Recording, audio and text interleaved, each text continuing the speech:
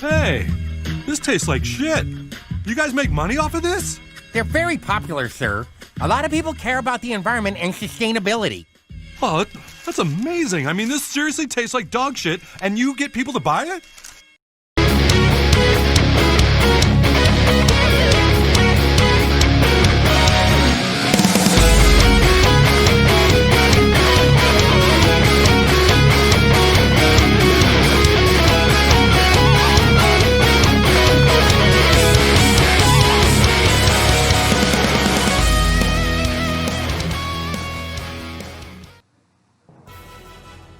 If the staff for this episode was literally consisted of anyone else, I wouldn't be making this video.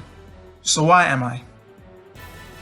Main staff for this episode is a lot shorter than most, directed by new episode director Misato Miyoshi, boarded by Shogo Kawamoto, with chief supervisor and supervisor Kazuto Tadano and Hiromi Matsushita.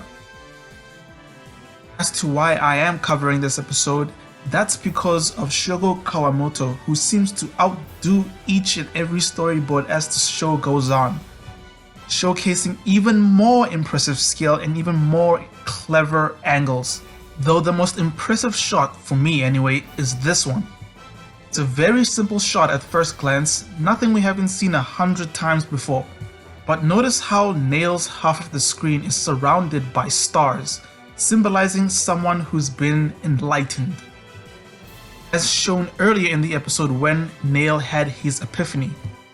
As for Yuga's half of the screen, it's completely black, as he wonders why Nail claims he has a 0% chance of beating him. Yuga is literally in the dark as to why that is.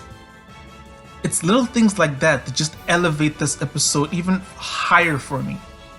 Even though this week Kawamoto isn't aided by Yuji Suzuki's impressive use of color and lighting, Masato Miyoshi does an incredible job rivaling Suzuki's last episode, setting tone, making use of great CGI and lighting, making this the best SEVENS episode by far.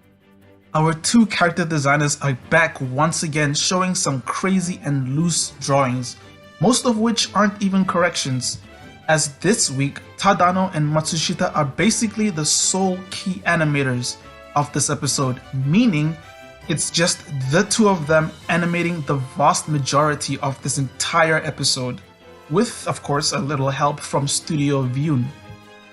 The last time SEVENS had an episode with this limited of staff, it didn't end up, well, too great.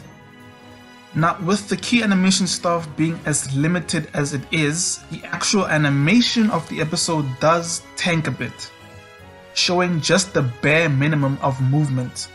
So there are no highlights in this episode, but with an episode with this strong of a presentation, it honestly just becomes a moot point. With the last couple of episodes being as underwhelming as they were, this episode was a welcome surprise. But with star players like Shinya Yamamoto and Kenichi Takaze working elsewhere, it's well directed and boarded episodes like this that'll keep my blood racing. However, it doesn't mean I'd like the rest of the show to go completely without any sort of Sakuga. So hopefully the show can get some really good freelancers later on. And with all that said, see you in the next video. Listen, boys and girls, 痛いけな少年少女の秘密